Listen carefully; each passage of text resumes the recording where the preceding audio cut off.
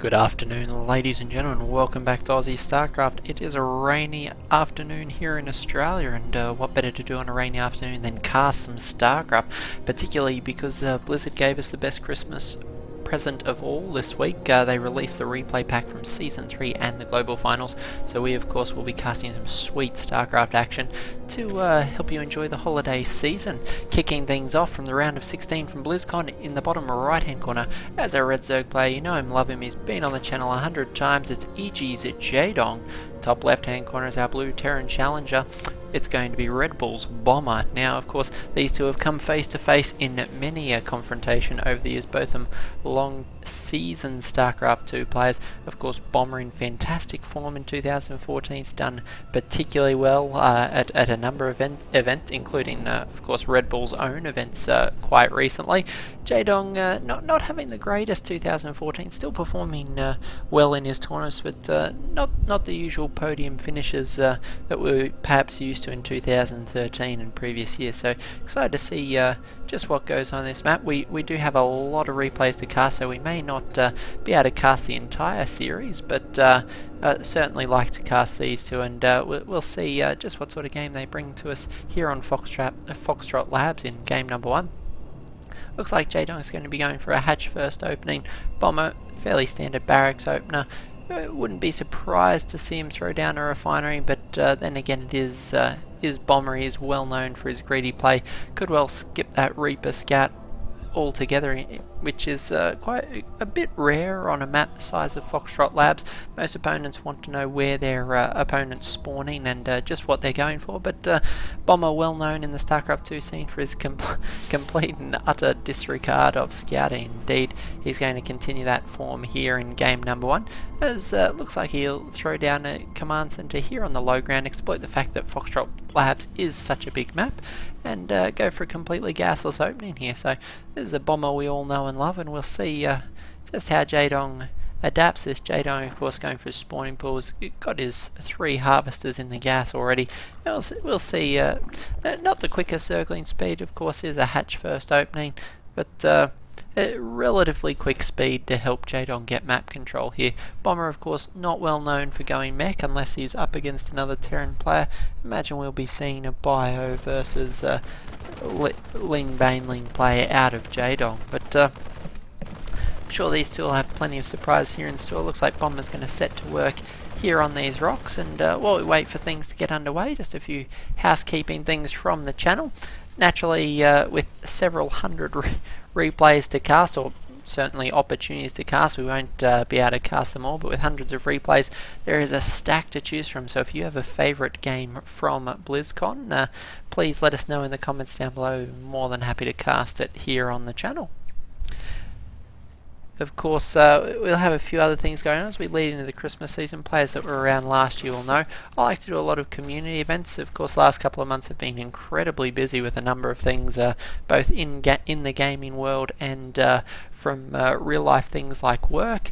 It's prevented me from doing as many as I usually like to. So of course, over the Christmas break, as my holidays come up, I'd like to do a few of those. So if you'd like to join us, we'll leave comments and make a thread in due course on the appropriate forum. So excited to be moving into the holiday season, just a little bit more casual pace than we've had the last couple of months.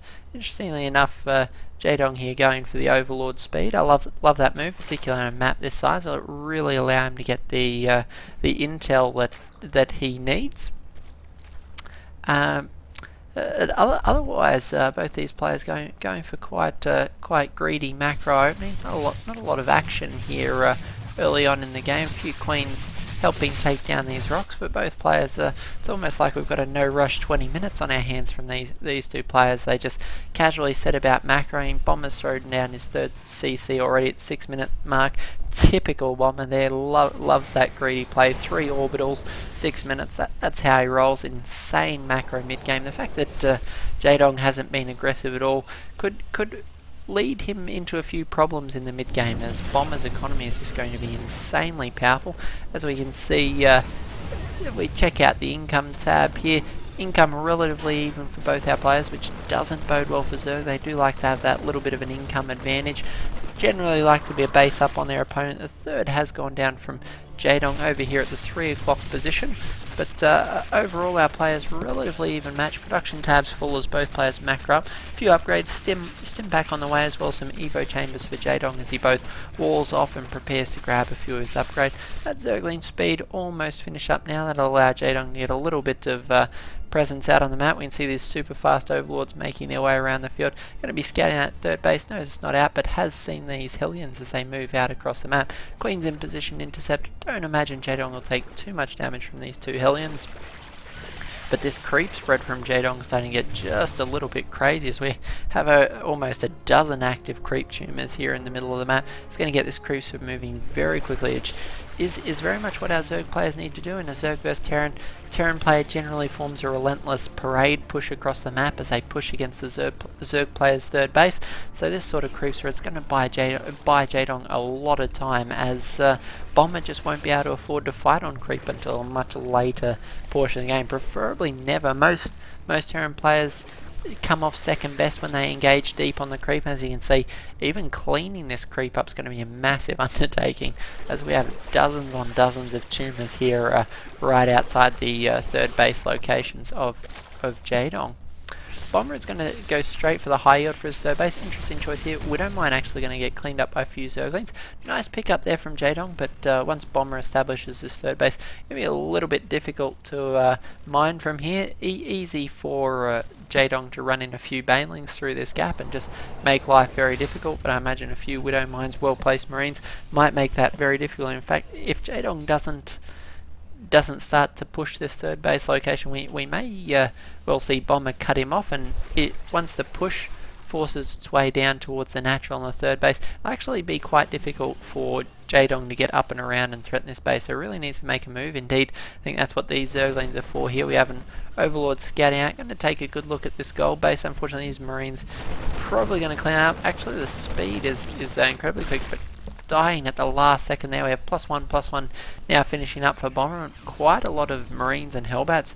Now, what is a relatively scary push. These Zerglings hiding ready for a run by, but Jaedong's actually going to need a lot more units than this to hold off these push. These Zerglings just not going to be enough. Banelings, good idea there. The real question is, will these Terran units be able to push? I think the creep spread is going to prohibit Bomber from pushing as quickly as he'd like to. It's going to allow these Banelings to continue morphing in. Jaedong producing a swell of units, 15 Banelings finishing up there, but 2-2 is, well, +1 weapons finished up now, 2-2 armor on the way for Jaedong, along with, not Jaedong, Bomber, sorry, along with the combat shield. So that is going to give him a little bit of an edge in these engagements. We have 2-2 starting from 2-2 started now from Jaedong, meaning they will be even for the next couple of minutes. Unfortunately, the bio upgrades tend to trade very well unless you can get dream connections on these Banelings. This force looks relatively terrifying. Bomber actually with a supply advantage here, 144 to 113. We're really seeing that gold base come into effect. Jaedong trying to force these medevacs back with the Queens, but there's just not enough Zergling units. He's going to be able to pick off the Hellbats, but reinforcements continuing to stream across the map. These Zerglings starting to melt away. A few more Banelings swinging from the north side of the map might be just enough to push this back. Queen's almost able to pick off a medevac. If they could get that, it would be fantastic pickup for Jaedong. The Terran force is just very cost effective. The medevac and stim Marines just will kill units all day long. So we can see Bomber producing a few Marauders and Hellbats now to tank those Baneling shots, ensuring he protects his nice squishy Marines that do all the damage. Those of you who are less familiar with our Terran play, Marines of course insane DPS, particularly once you get up to 2-2 or even 3-3 upgrades. They just spit out the damage so fast, but Banelings will just destroy them all day long. Bomber going to pick up a medevac for a drop here, but these Zergling Banelings going to see that moving out towards his main base location. The question is, can Jaedong afford to react to this? We have these units in the middle of the map actually about to get sandwiched between the reinforcements and the main army of Bomber. Nice connections on a lot of those Banelings there. Unfortunately, the spreads up at the top of the ramp. Very nice. The Hellbat and, well, a pair of Hellbats, they're going to soak up a lot of Terran units. 160 supply to 130 doesn't bode well for Jaedong. Queen here going to make the ultimate sacrifice. A lot of creep tumors here going to prevent Bomber from advancing for the time being. Nice run by is going to slow mining at the gold base.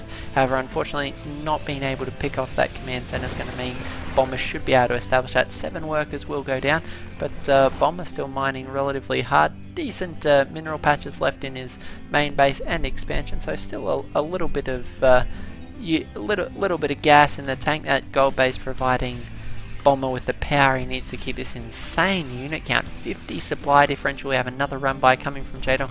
Jaedong doing a great job of cutting these reinforcements off. Unfortunately, the reinforcements are just so many that's going to prevent these Zerglings actually getting into the economy, which was the intention. This 4th base of Jaedong does go down. A few Zerglings Banelings trying to make their way in, but Bomber just splitting these units so well.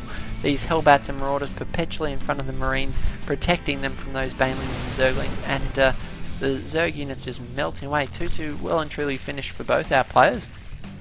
As we can see in the upgrades tab there, 2-2 for both players. Not a lot else in the way of upgrades thus far in the game, but 2-2 for land units is going to keep this even. Well, even until at least this +3 weapons upgrade does finish for Bomber. But Bomber's mining out this gold base at exceptionally quick pace. Very important actually that... whoops. Misclick there, sorry guys.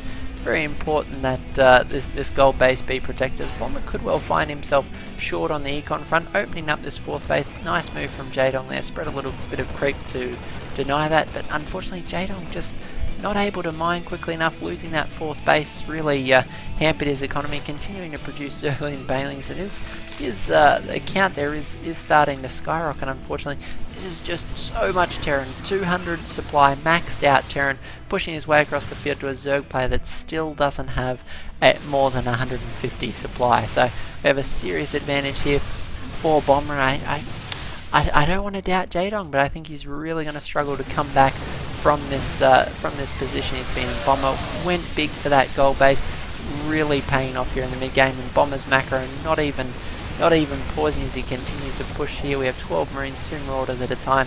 Now I think this is going to be a long and slow death for Jaedong as Bomber continues to push his way into these bases.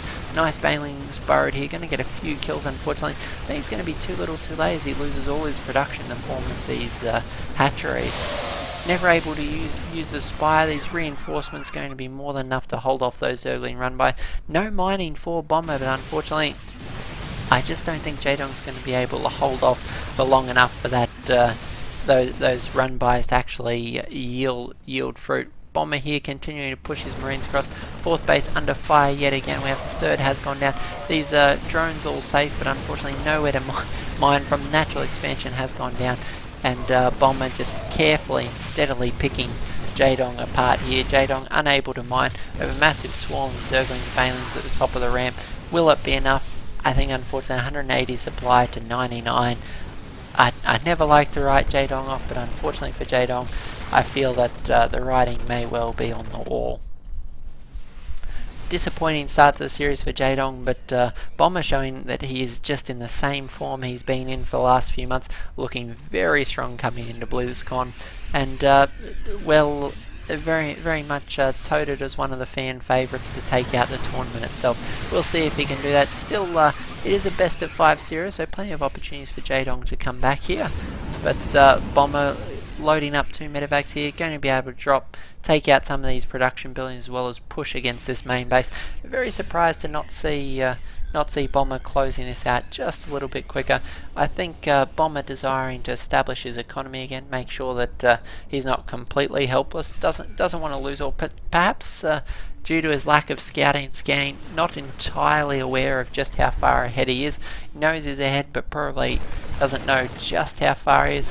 These medevacs, these drops just continuing to pick him apart. Lots of Banelings trying to chase them around, but Bomber here just going to trickle these Marines in behind the Spire. The Marauders in the middle of the map going to prevent that run by from yielding any fruit whatsoever. I think Bomber here is going to move out with these Marauders and just close things out. Lots of burrowed Baneling landmines. We'll see all these 4 might be in an optimal position. We'll see if Jaedong's watching. Indeed, he's going to trickle those off. Nice detonation, going to kill a lot of Marines there. Still no scans from Bomber, as I think Bomber's aware of the fact it doesn't really matter at this point. Scan going to throw down to clean up the Banelings at the top of the ramp. Jaedong drops the 80 supply, and I think this is it, ladies and gentlemen. The last few Zergling Banelings trying to make something happen at the top of the ramp, but unfortunately I think that's all she wrote, and Jaedong will tap out of the game. So GG, well played to both our players. Great start to the tournament for Jaedong. Oh, sorry, for Bomber. And a little bit of a disappointing start for Jaedong. Can he bring it back in game number 2? We'll find out just after the break, guys. So this is Aussie StarCraft. Tune in for our next cast.